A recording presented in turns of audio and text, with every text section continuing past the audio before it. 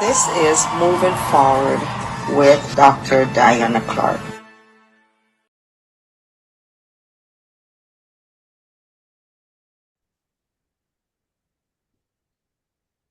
Mr. Quincy, thank you for joining me. How have you been? Good. How about you? Yes, I'm doing fine. And so, welcome back to my channel, guys. Moving Forward Talk with Diana. I am your host.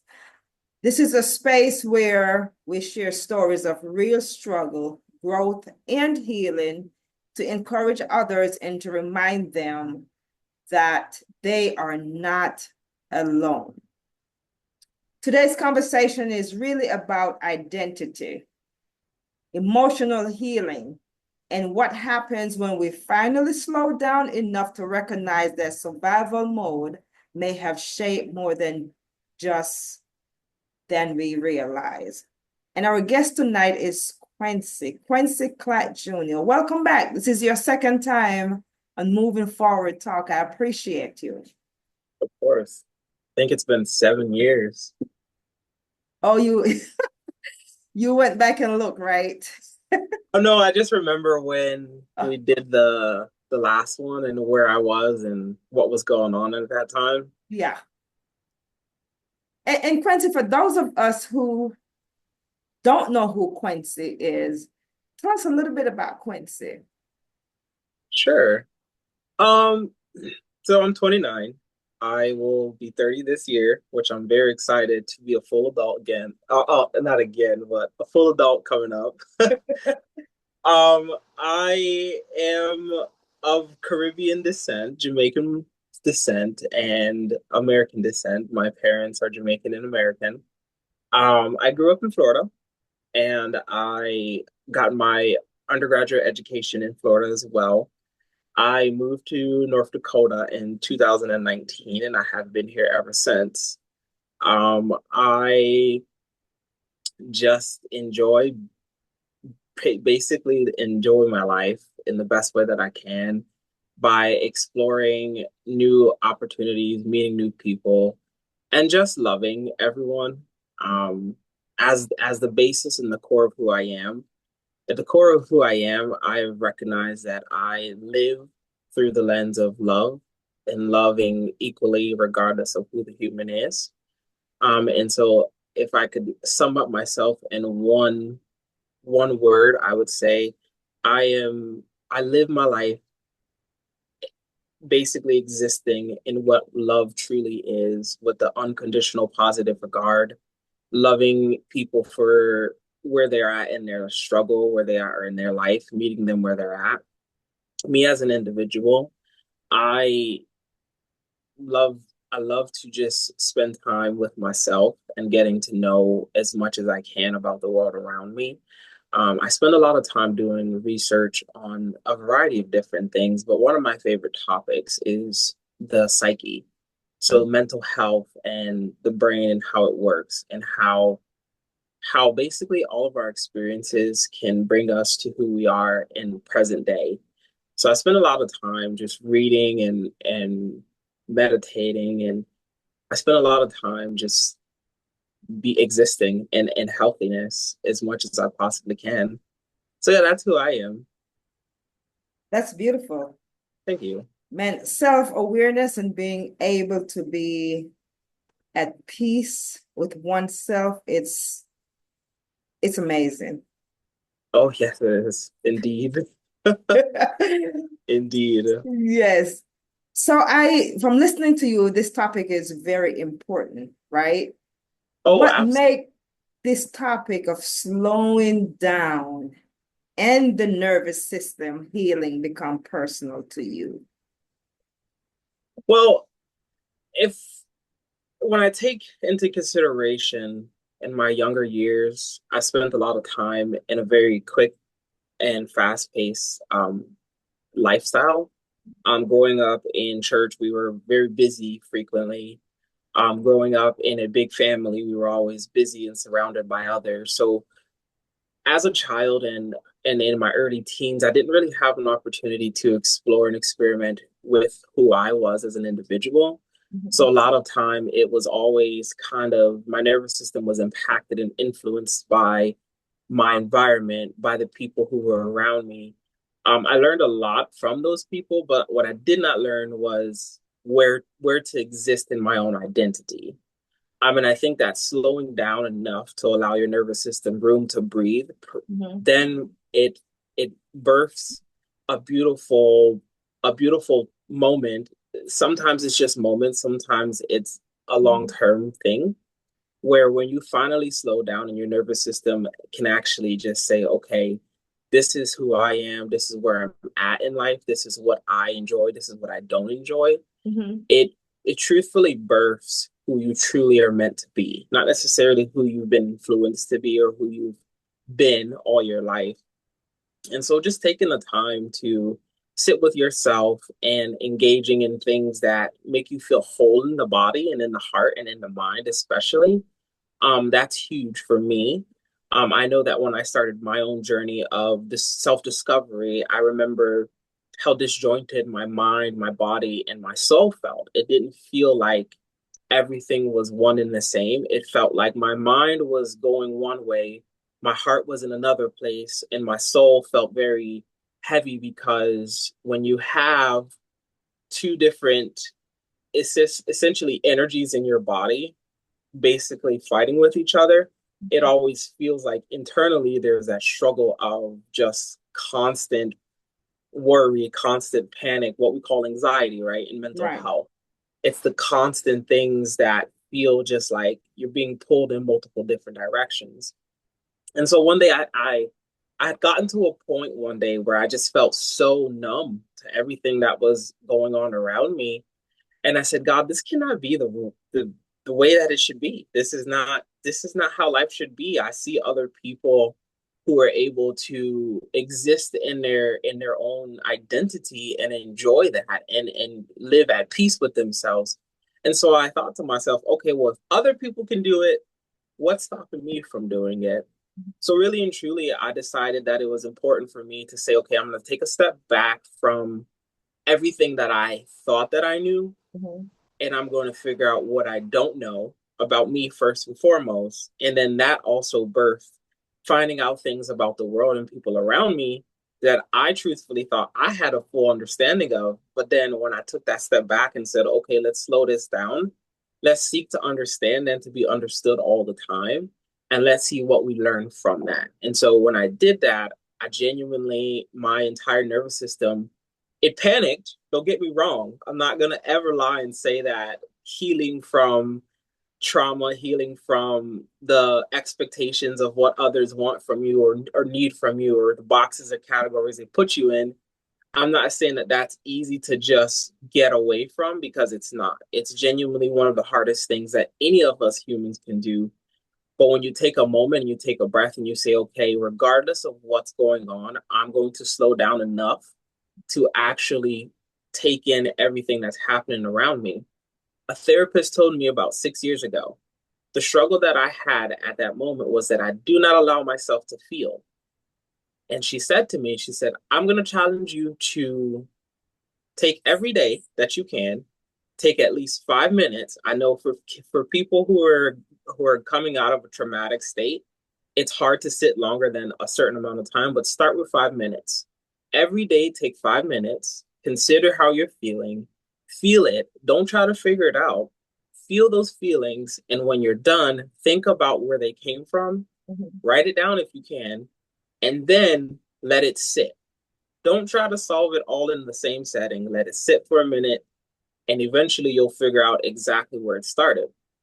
And that's where really my journey started, was just taking 5 minutes a day to just feel everything that I was basically putting to the side for that day. So if I was feeling angry, anxious, worried, whatever the case was, I allowed all that to just kind of come into my body and feel it for that moment so that I could feel human again, so that I could feel whole in my body and present in my body. Yeah. So, yeah. Great point. Sitting with our thoughts, right? Yes. And I think many of us ignore the emotion and feelings that we're feeling. We're numb because Hmm. we become so used to functioning under the external pressure. Absolutely. Yeah. Yeah. Whatever the external pressure is. Hmm. Yeah. Absolutely. Mhm. How would you describe the difference between surviving and truly healing? Because you spoke about your healing journey, even on Facebook. Yeah. I Um, saw Go ahead. I saw your letters, you post on Oh, or your sure. journal Yeah. entries. And I'm gonna be honest, even though I couldn't read them because my eyesight just would not allow me to read them. And I Sure. looked at it, and even before I reached out to you, I said, "Oh, Quincy's on a healing journey." Oh, yeah. Yeah. Well, honestly, survival mode Mhm. was something that I had witnessed growing up.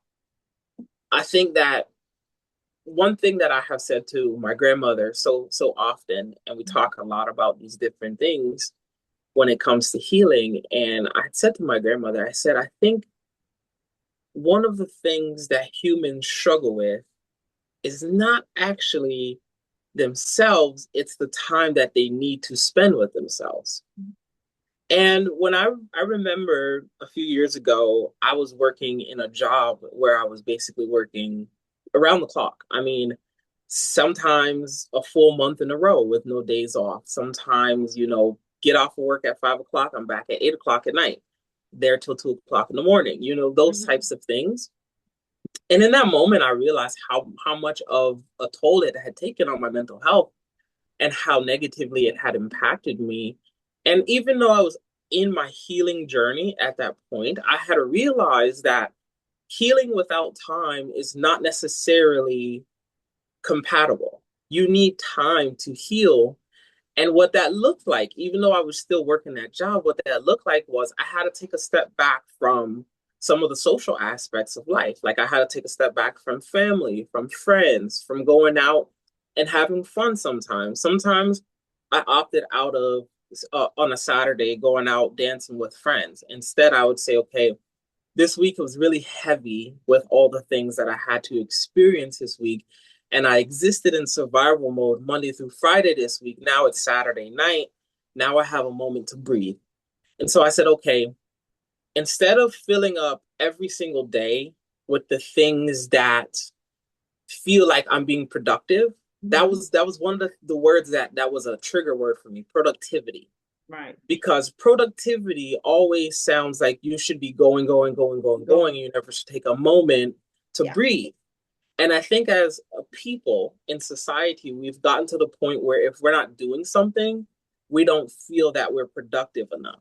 But truthfully, for me personally, I switched that from being a trigger word by changing the definition of what productivity looked like for me. Right. It was more in my mind, what was I resolving or what was Mhm. I working through so that then I could come out of that survival mode that I had experienced Monday through Friday.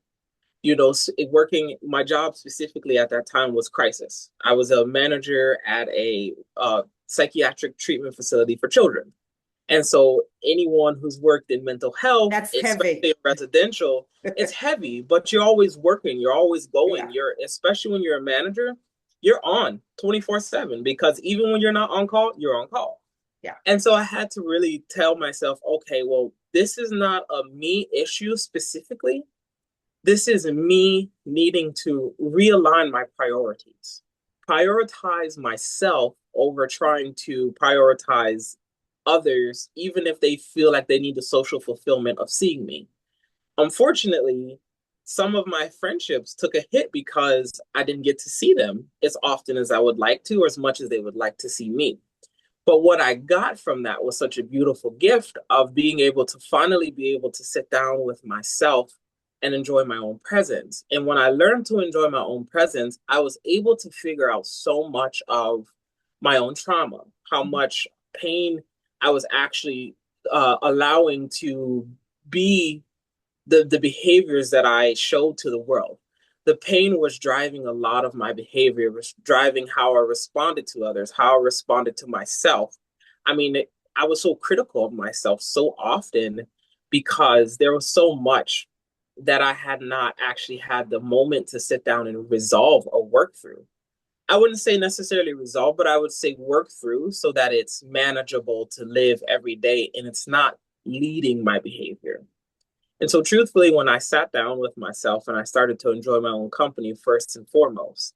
Secondly, I started to really think and write. That's why I posted a lot of those journal entries, because I started doing a lot of writing, because there's something about seeing your thoughts and feelings on paper versus just keeping it in your head. Call me crazy, but I even got to a point where when I was enjoying my own company, I would sit and have full blown conversations with myself. You're not And crazy. oh, I know, but but at the end of the day, when I sat and talked with myself, it was like I was having a philosophical debate with another human being. But it was my inner child. That's the one thing I'll tell you about your nervous system healing, is that inner child needs the soothing Right. that you did not necessarily get as that child. And so that's where I realized talking to myself was allowing my inner child and the adult me, the almost 30-year-old me, which this was years ago. So I wasn't even close to 30 yet. But even the adult me was able to talk with that inner child and remind him, hey, you're safe. I know things feel heavy right now. I know Yeah. things feel like you can't make it, but we've survived things worse than this. This 24/7 work, we've done this before. We've done Right. this when we were mentally working. Our brain was working overtime. Mhm. Now it's physical labor. Now so it was just conversation and conversation after conversation with myself. And truthfully, the support system that I had around me, understanding that the people around you truthfully influence how you feel about yourself. And so when I shifted the people, the places, and the things that I fed into my soul, is when I truly started to see a genuine change in my nervous system. My nervous system started to calm down. It started to slow down. It started to accept more of where I was in that moment rather than being critical of myself. Right. So yeah, That's that's where I awesome. ended. That's where I ended up with Yeah. where I'm at now. Yeah.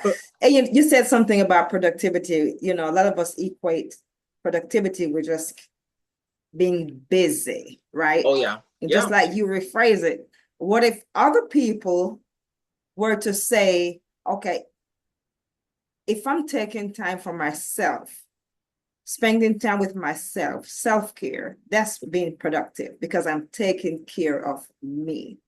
Oh yes. Yeah. Oh And yes. and you're not crazy for having those conversations or conversating with yourself. Oh, I know. It is what is it? The empty chair technique. Oh yes, Oh, definitely. yes.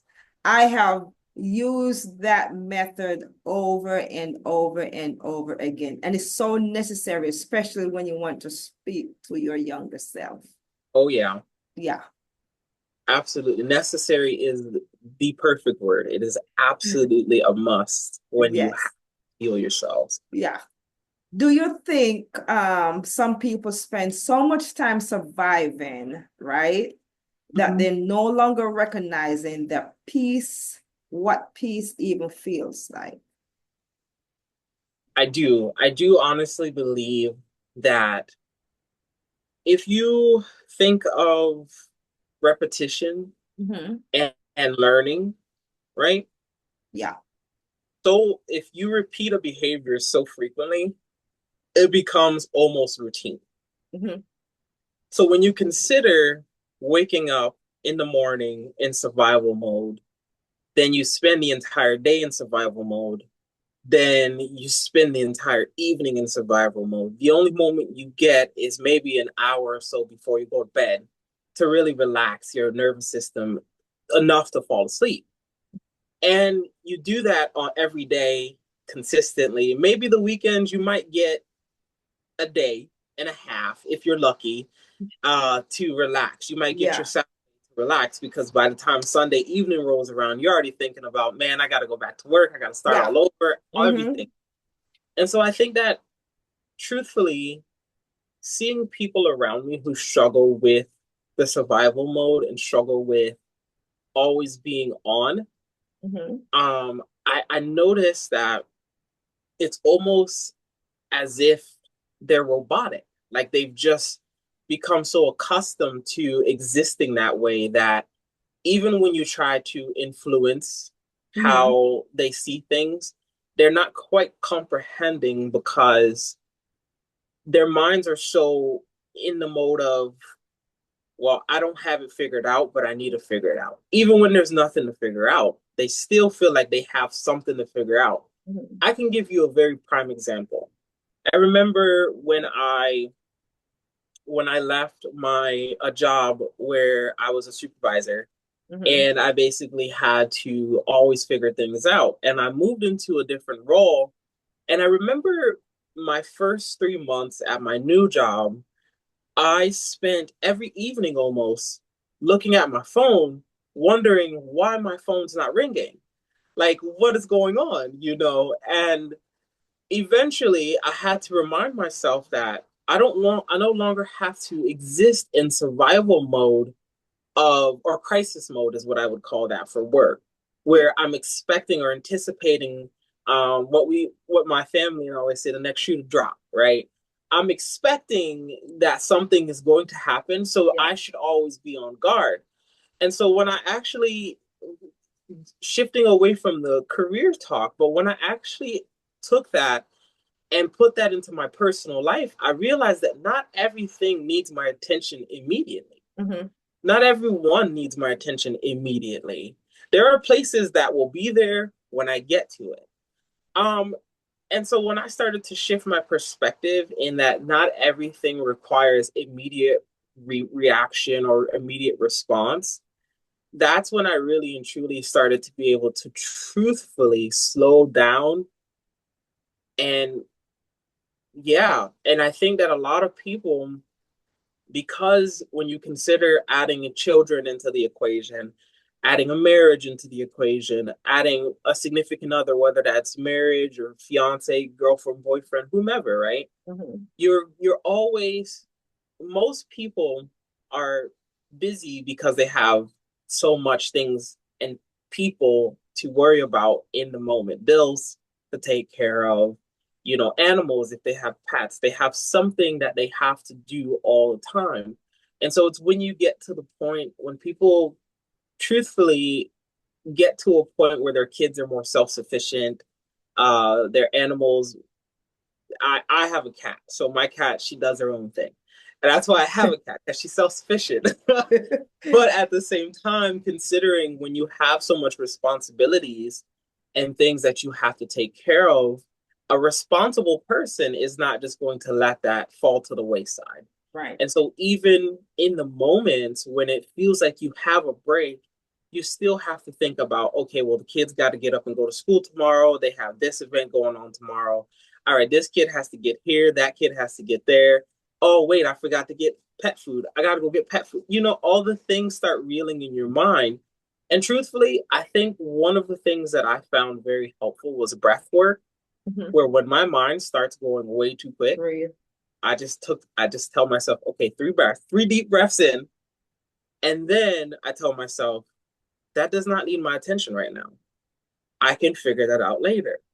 And I think that one of the biggest barriers to survival right now specifically is that economically speaking, most people don't have the ability to Right. take the time to Right. actually spend enough time with themselves. And I think that's the biggest struggle for our society is we lack time. There was a time where we could get off of work and relax. There was a time where we didn't have to work two and three jobs just to make ends meet, you know, and I could get into a whole my whole theory on why it is that we're in this predicament now, but I think that um one of the key things that would be a solution to that is if in any moment, like I said earlier, just 5 minutes. Yeah. Start with 5 minutes, and people can really and truly start to see how much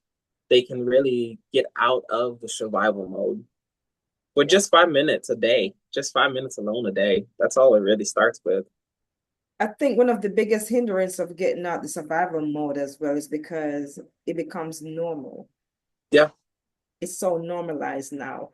And then again, some of us don't recognize that we're in survival mode.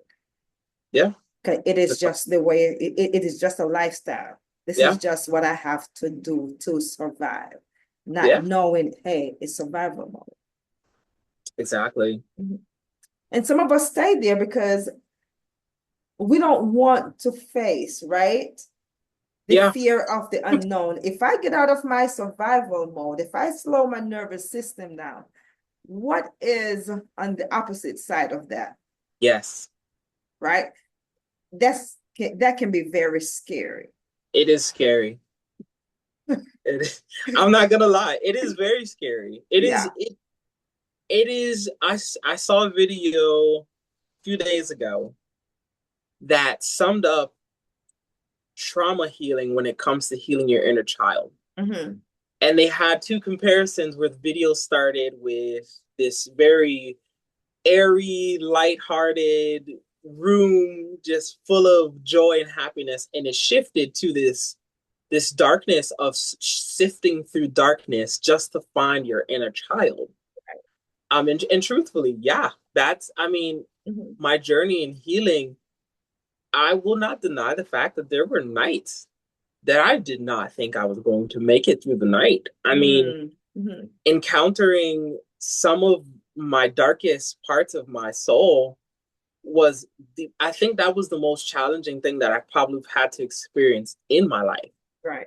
Having to go through so much of self history Mm-hmm. to understand why it is that when this situation arises, this is how I react and respond.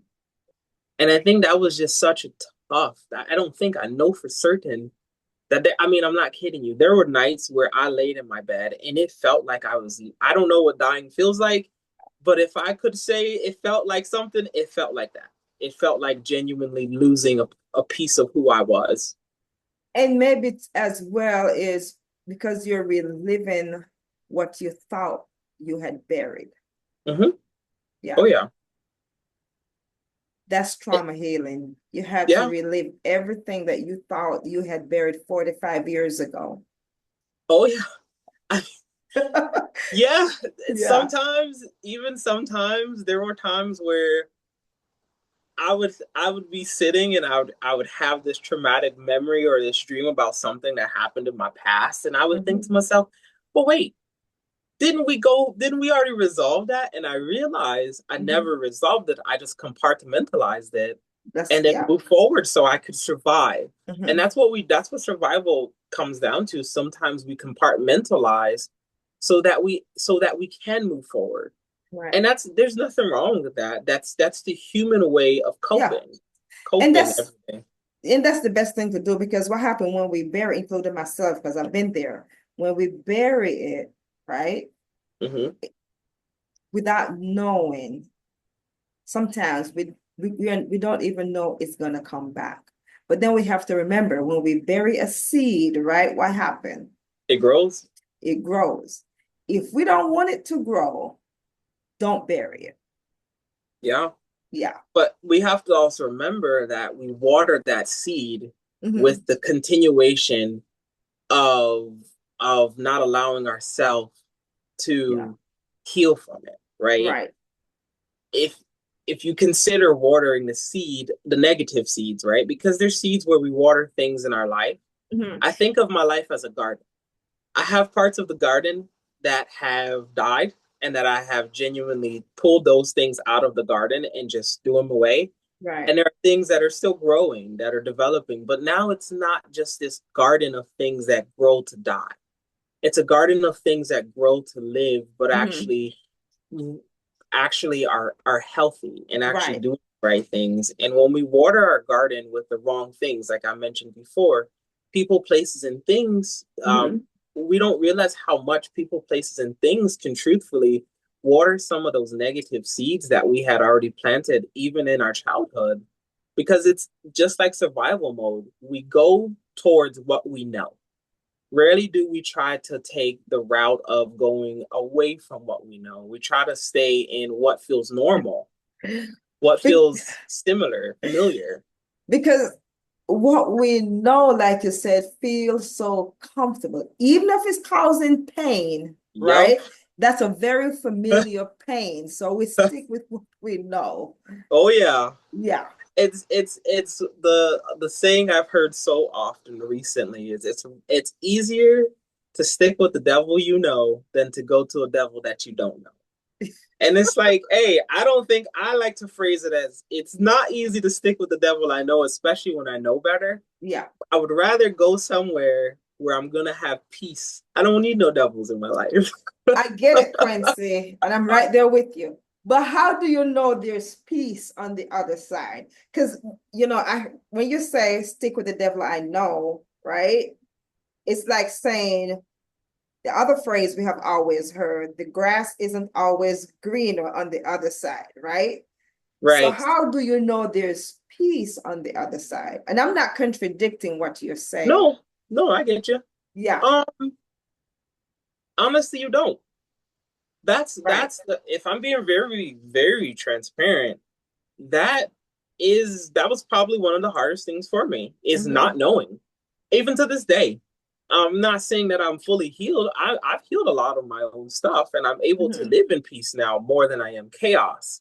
But there are still times where things come up and I think to myself, I really don't know what's on the other side of this. Right. But that's where we have to really go forward without this fear Mm-hmm. because one thing that shaped and changed my perspective on all of it was, is it easier was it hard, excuse me, was it harder to go through what you already went through or to go towards something new so that, I mean, even if you don't have the answers for it, was it harder to go through it or was it easier to just go forward and try something different? Right. Because for me, when I considered that, somebody posed that question to me. They said, was it harder when you were going through trauma than it is now? I said, actually, when I sit down and think about it, yeah. The things that I experienced, I already went through the hard part. Yeah. I went through the traumatic experiences already. I've already been there. I've gone through the pain. I've already felt what it was like to be at in the abyss, truthfully. And so I said to myself, okay, so I can either stay in the abyss, in this darkness, in this sadness, in this sorrow, or I can choose to try to climb out of it Yeah. and see what I get. Was there times where I got pushed back down to the abyss? Absolutely. There was times where I went back to rock bottom again. Yeah. But rock bottom taught me a lot about getting up and trying again. And I think that's where a lot of people struggle is because failure is something in our society that we portray as the worst thing that could possibly happen to And us. it's not. And it's not. Failure, you don't learn anything if you don't fail. You're going to have so many failures before you actually have your success. And so I think it was more of the mental gymnastics for me Mm-hmm. that I had to keep pushing myself in the mind to say, yes, this is hard. This is so tough. And all I've experienced up until these points were negativity. So how can I anticipate to have some positivity? And truthfully, as like I mentioned, having a support system, even when they were having rough days, they were trying to help uplift me, Right. help build me up. It was feeding my mind things that did not project negativity Mm-hmm. into my mind, into my soul. It was intentionally having to force myself away from social media for a long time. I don't know, you and I have been friends on social media since I've had it. Yeah. And there's been times where I I just seem like I've fallen off the face of the earth. I And remember those, not seeing you, and I think I reached out to you one time. Hey, yeah, Quincy, what's you going on did. with you? Like, I'm good. I'm good. I'm just Yeah, and working I on and myself. And I was like, okay, yeah, and that's exactly what it was. It was having to sacrifice. right. I will say that to get to the other side of the pain and the chaos, to get to the peace, it does require a lot of sacrifice. It's going to require that you take steps away from things that feel comfortable. It's like we talked about the comfortability. I remember a friend said to me, he said, would you rather be comfortable or happy? I said, well, if you're comfortable, aren't you happy? He said, Yeah. no. He said, sometimes comfortability breeds complacency. And I said, well, how is that? If I'm Mm-hmm. comfortable, I should be fine. And he said, okay, think about it. you know that there are things that you don't like about yourself or things that you don't like about the way that you behave or respond to certain people, but you're comfortable with it because it's what you know. Right. I said, yeah. But he said, how often does that create a situation of a loop of anxiety when you know that this isn't right, but you keep doing it? I said, all the time. And he said, okay, so would you rather be comfortable or be happy? And I said, I guess happy. And that took me a minute to really register what he was saying. Yeah. And of course, he's a psychiatrist, so he of course had to play the psychiatry game. But in the beauty of it was I realized that happy doesn't necessarily always look the same or doesn't necessarily come from comfortability. Sometimes happiness comes in the most uncomfortable situations. I'll tell you that. Of course. Sure. Of course. And I'm glad he brought that to your attention. It's like an individual comfortable in, their relationship, but definitely not happy. Oh, yeah. Yeah. Oh, yeah. So, and you become stuck. Yeah. So when you think about your personal journey, who were you before life, stress, responsibility, and starting to shape your identity? And then you have to go all the way back. Honestly, who I was, I don't know that I really had an opportunity to know who that was. Yeah. I truthfully believe that growing up in the culture that I grew up in, I think I had a cultural identity, but I didn't have an individual identity within the culture. Right. I knew that I was Jamaican and American growing up. I grew up mostly in my Jamaican culture. And so that's what I knew. I knew that, this is what we do for the holidays. This is what we drink for healing. These are the things that we do because it's a part of the culture. I had the identity, the understanding of who I was, but not fully knowing all of who I was. I think as a kid, we truthfully, and I'll take it way back to childhood because I think my identity didn't start shaping and forming until I went to college when I was away from everything that felt normal, everything felt comfortable. It was in the moments of being challenged with a full different cultural environment. I mean, people from different backgrounds, people with different perspectives. Growing up, I had existed in a culture with similar perspectives because that's what we know in Jamaica. This is how we are. This is what we believe in. This is how we treat each other. This is how we engage. But it wasn't until I actually got away from my home that I really started to explore and experiment different things with different things and started to understand life from a broader perspective instead of trying to have this small little perspective, being that I grew up in a very small town in the South at that too, trying to come out of that perspective. It was when I then realized, oh, wow, there is more to life than what I've known. And I truthfully will say where my identity expanded and truthfully I became more invested in who I was is when I finally moved away from everything that I knew. I moved halfway across the country to the middle of America and probably one of the coldest places in America in wintertime. And it was just I was away from home. I was away from my biological family. I was away from, the state that I grew up growing up in the culture of the Southern culture plus the Jamaican culture. I was basically the best way I can give you an image, perspective from an imagery standpoint was it's like someone picked me up from the map and put me in the middle of nowhere and said, hey, figure it out. And that's exactly what happened. It was, okay, I know there are things that I left home for.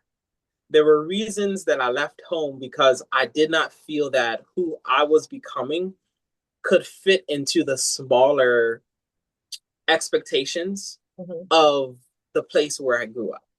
I wasn't able to expand and explore all of who I was and exist fully in who I am. Because of course, when you're in the environment with family and friends and people that have known you, one thing that I've been really thinking about specifically most recently is people who knew you for what they had already put you in the box in their mind for versus who you have become, which really don't fit with each other. So Right. how I can explain that is the Quincy that was me when I left home is not the same exact me that I am now.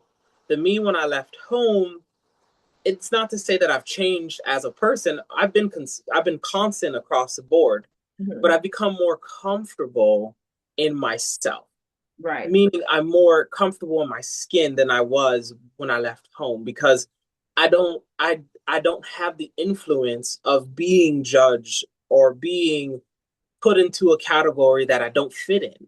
I've been able to explore and really and really see the world from a perspective that's not into categories. And so I tell people all the time, I stop existing in categories because I am my personality, my soul. I want it to be as free as it can. So I do not feel that I must fit into the societal expectations of what I should be, right? Being a young Black man, there are expectations of me from a societal perspective that I should act or behave a certain way, whether that's the negative stereotype or that's the familial expectations. I did not feel that that was who I should be. That's limiting because as humans, we are not constant, we are dynamic. As we get influenced by environments, by the people that are around us, we do change. And so I've had to really shift my perspective and think that I could choose to stay the same forever and know that it's not working for me, or I can choose to be dynamic. I can choose to heal. And while I'm healing, allow myself the room to not exist in a category. I think that was a big part of why my healing was so impactful because I forced myself outside of the boxes. Like when you go to a job application, you got to check if you're Black, if you're disabled, if you're LGBTQ, whatever the case may be. There's always this need for categorizing people so that they have to fit into whatever idea that someone else has of them. And so I really had to force myself out of the ideas of what other people wanted me to be or had the expectation of me to be. And truthfully, like when I consider that me when I left home, it's not the same me because it's a freer me now. I'm freer than I was when I left home because I don't have that mental prison anymore where I feel like I have to say, okay, well, I fit into this box, so this is how I should behave. Okay, while society might put me in that box, I don't fit into the same behavior pattern as anybody else who fits into that. I used to joke with my friends all the time. I feel like I'm from a different planet because I just don't fit into certain categories. So what I heard that Quincy is you had to do a lot of masking. Yeah, as a teenager in early 20s, I had a mask a lot, honestly. Right. Almost every day of my life. For the first, I would say the first 21 years, masking was my survival mode. Yeah. That's all I knew. Masking and projection. Projection, yes. Definitely projection. Yeah, that was what I knew. That's that. Yeah. But I think unfortunately we live in such a society, especially growing up in the time period that I did when you had the birth of social media and then people across the world, you know, influencing image and self-image and things like that. And then, you know, growing up in the culture that I grew up in, there were certain things that were not culturally appropriate. So if you try to bring certain things back or try to behave a certain way because you saw it somewhere that fits, and even if it fits more of your identity than that, what you know, it was harder to exist in that because I didn't want to disappoint my family. I didn't want to disappoint those around me who I love. But then I realized later in my life, when I started to get around people who genuinely loved me and supported me, I recognized that even if you choose your path the way you want it to be, and I'm speaking to myself, even if I chose that path, I realized that the people who mattered most and the people who have the most significance in my life are people who are not going to judge me for where I'm at or where I'm going or who I'm becoming. And that was the biggest thing of my becoming, was surrounding myself with supportive people, being in Mhm. supportive environments. I went to as far as the extreme of specifically seeking out specific jobs that were more supportive to who I was than Mhm. trying to go to a place just because it was a job to fulfill the need of income. And I mean, even to this day, right now, I mean, I haven't worked for someone else in about a year now. And Mhm. truthfully, for me, it was a blessing in disguise that I didn't even realize it until later, where I realized that I was still masking to fit into the professional world, to fit into the mold of what other people wanted me to be. I had a supervisor actually at my last job sit me down and say, "You, I feel like you've struggled to be fully yourself in the jobs because people want you to be Quincy, but they don't want you to be Quincy." Yeah. And I asked him, I said, "What do you mean?" He said, "You are a very intelligent human and you think differently than most people do. And when it comes down to you actually giving your ideas, some people feel that you're thinking outside of the norm of the culture of the company. And so then you get portrayed as Mhm. a problem." And I said, I never considered that. And he said, "No, that's what I've realized because I've known him before I started working with him for a long time." And he said, "I want you to be yourself and be as free as you can."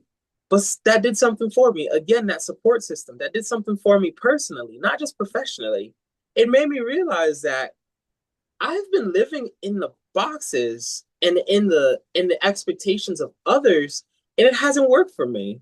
It Right. has constantly created negative self-image, negative Mhm. self-esteem, all these things. And so you know what? I'm just gonna take the I said I'm gonna take the moment and I'm just going to do what's best for me. And truthfully, it hasn't.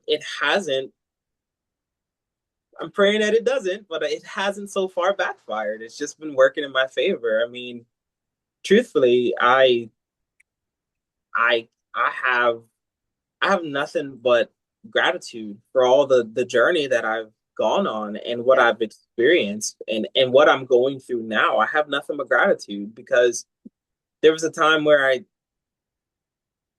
just couldn't even say I had gratitude or I was even close to that, being thankful Wow. for anything. Yeah.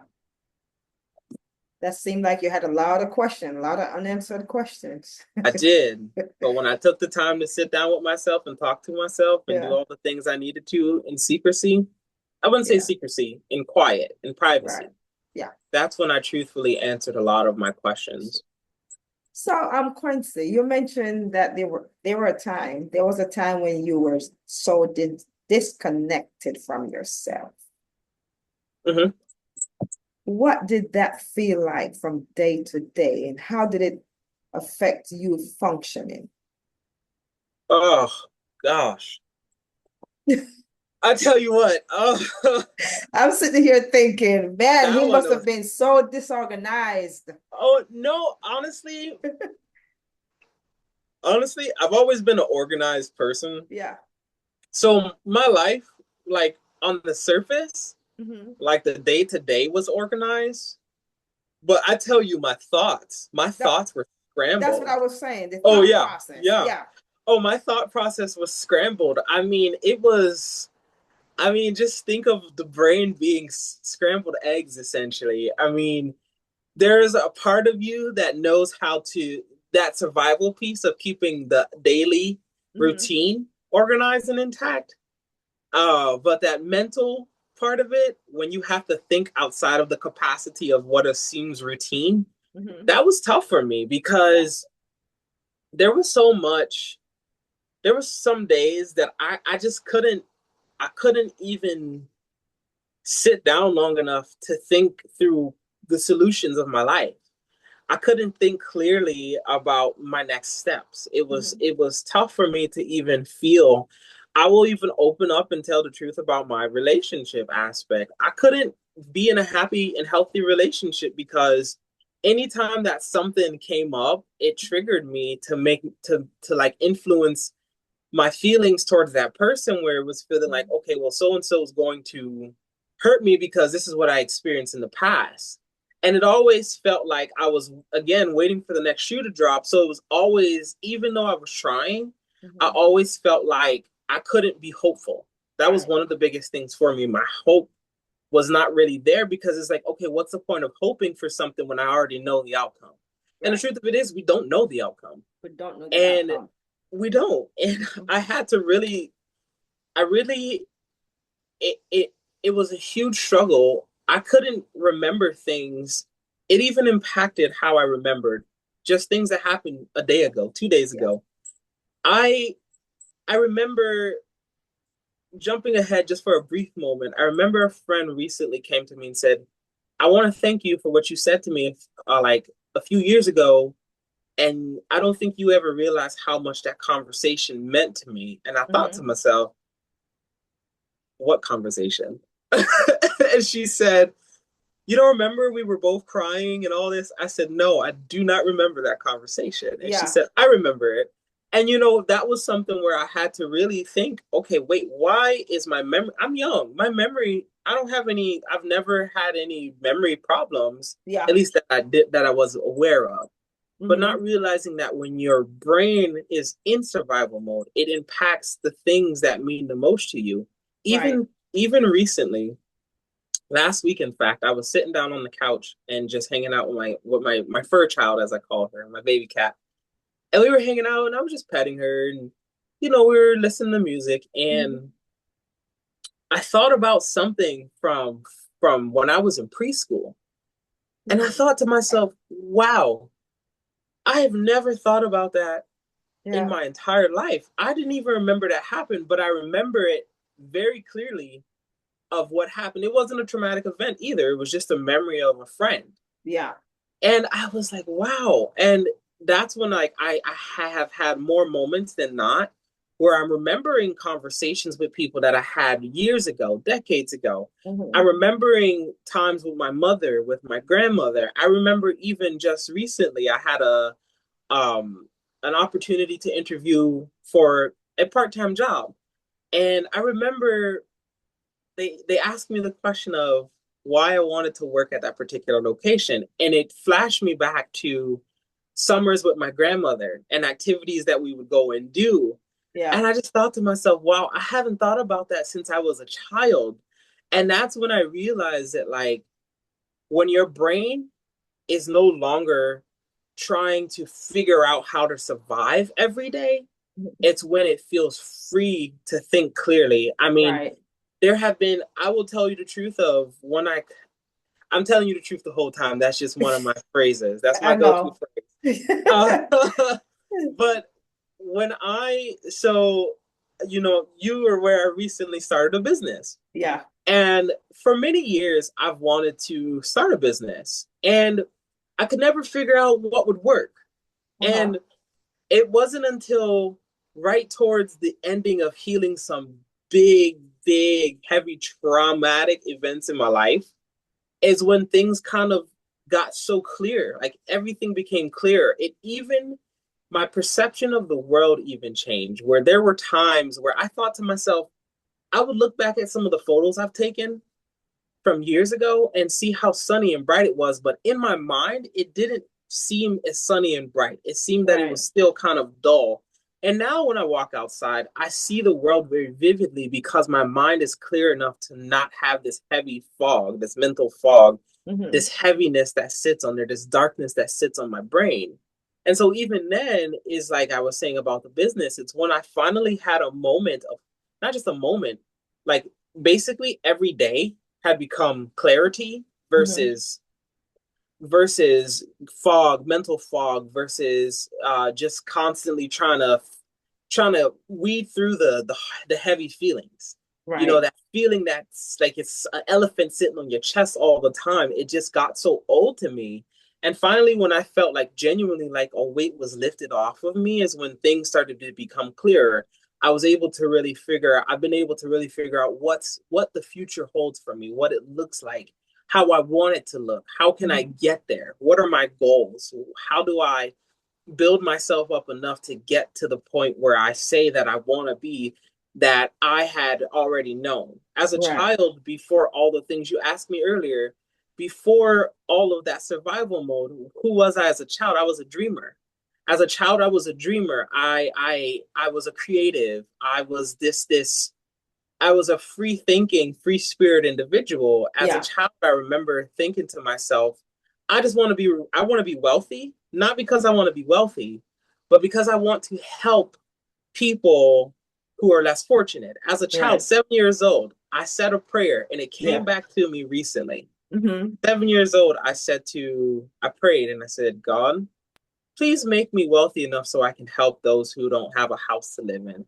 So Yeah. I can help feed families who are struggling to eat. So I can help people get clothes. Those type of things. And it wasn't until I recognized, when I was working in homeless services, Mm-hmm. that I had already known what I was going to do with my life. But all the things that I had experienced from 7 until 21, when I got my first job in mental health and homeless services, Mm-hmm. I had forgot about all of that. But then it came back to a Bring full back. circle. And I Yeah. said, okay, God, here we go. Things are finally falling into place when I get a moment to be who I am. Yeah. One of the key things I want to say before I forget, when you choose, when I chose Mm-hmm. myself, I chose myself above all else, except God, but I chose myself above all other humans. That's when the most clarity came to me. And that sounds so selfish sometimes when we really think about it. But choosing yourself It's not means selfish. it's not. It's so Yeah. healthy. Yeah. It's because the beauty of what I learned from choosing myself is it really and truly changed how I love everyone else around And me. how you show up. Yeah. Exactly. And so that's where I say, like, that whole journey, right? Of Mm-hmm. how did it feel before I had this mental clarity and before I chose myself? Mm-hmm. I felt very disjointed. I would wake up some days feeling very confused into like what I wanted.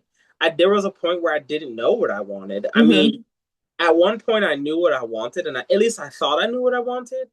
And then when all the trauma really came up and I started doing this healing work, I had to put all of what I wanted and what I was going for down for a moment. And I had to really focus on, okay, well, right now, healing my childhood wounds, right now, this is heavier than worrying about the next step in education. Right now, my childhood wounds are taking my ability to be a supervisor. So maybe I should go take a lesser role. I have had to shift my life many times. It was not easy to Yeah. really get to the point of clarity. Like, I will tell you, there was so much confusion and just so much going on. I mean, I had to change a few different jobs just to get to a job that was peaceful enough for me to work through some heavy traumatic stuff. Yeah. And when I finally got to the role where I was able to work through those things, it really opened up more opportunity for me, because it's something beautiful about choosing yourself Mm-hmm. that really opens up just opportunities you never expected, unexpected opportunity. Yes. And when I first started, I said it's such a peace, right? Mm-hmm. When we become self-awareness and choose ourselves. Oh yeah. It's such it's a level of peace sometimes that you can't describe. No. It's You like just can't. going through the waves. It is. Yeah. It honestly feels like you're floating Yeah. sometimes. That's the best way I can describe it sometimes. And sometimes sometimes it's like this warmth in Yeah. your belly. It's like your whole entire body just feels warm out of nowhere, and you're like, what is this? But that's just Yeah. peace. And I love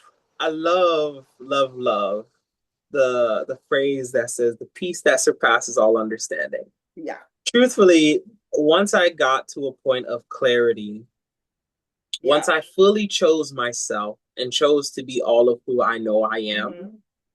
that's when that peace that surpasses the understanding of most human beings came into my life, because people always say to me now, I had a friend actually say to me Sunday, she said, when I think about you, I think about a big river. Yeah. And I said, what? She said, you're not always the same. You're Right. always flowing. It's just like when I envision your energy, I see you flowing like a river all the time, because you're always the same in who you are and the way you treat others. But at the same time, you learn so much and you shift with the learning and the knowledge that you gain, the wisdom that you obtain. It just flows out of you into others, and it flows in how you behave and how you treat others and how you just exist in the world. And I said, okay, thank you.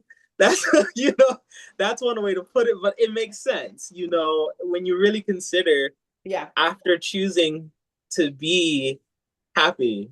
Because I'm not gonna lie to you, being happy is a choice. It is a choice. It is a choice. Yeah. We could choose to be good, or we could choose to be unhappy. I mean, and for me, I choose to just exist in love and joy and peace, peace, peace, peace, peace, peace. I was gonna quote that scripture, but I couldn't remember if it, I think maybe in Psalm 91. I can't remember the scripture that say to keep your focus on God, He will keep you in perfect peace, the peace that Yeah, surpasses all all understanding. understanding. Yeah. Yeah, and that's been one thing that I have had to come back to, Mm-hmm. is my spirituality Mm-hmm. and understanding. And that's been one of the beautiful things that I have had to learn, is understanding God for what God really is, not what has been projected or portrayed by whatever body of religion or whomever. Mm-hmm. I really had to understand what I had been through and my own experience, and the understanding of what God is to me, right? Yeah. And that's when I even had to tap into my own Mm-hmm. divinity, if you will, and really look at my internal world and think to myself, if God created me, if the creator created me to be just like them, how is it that I'm not living the best way that I possibly can? If God didn't choose for me to live in pain, why am I putting myself through this continuous pain? Mm-hmm. Why am I continually forcing myself into the same loop of pain? I can get out of this loop. I can leave it. I have a choice, and I did. I left it. I chose to leave all that pain behind me. I'm not to say that because you heal that you forget. No. You always remember everything you've gone through, especially if your brain is intact. If your mind is intact, you're going to remember it. But how it shows up in your life is what matters. I don't know if you read the book, The Body Keeps Score. Yeah. I actually had to read it for one of my classes. Yeah. Did you read it or did you skim through I skimmed through it. it? Oh Lord. When But you're working, when I was working full time and trying to get schoolwork done, I skimmed through a lot of that reading. no, I read one of my textbooks. I read it maybe a good 3 years after I was completed school, Oh after yeah, I graduated. 3 years later, pick up the book and like, oh my God. yeah. Yeah. Oh yeah. But Quincy, such a insightful conversation on Yeah. healing, identity, and slowing down the nervous system, Mm-hmm. right? Mm-hmm. I do want to dive in a little bit more, but unfortunately, we are out of time. Do you mind doing a part two at another time? Oh, absolutely. I would not mind at all. Okay. I would love that. So today, guys, we have been talking about identity, healing, and slowing down the nervous system with Quincy Claitt Jr. The conversation reminds us that healing is not only about reducing stress or recovering emotionally. It is also about rediscovering who we are beneath survival mode. pressure, expectation, and constant responsibility. It is true. There are times when you may be so burdened, the emotional, the mental fog, that you have not yet become aware of who you are. So join us next week for part 2 of this conversation. And as usual, keep moving forward.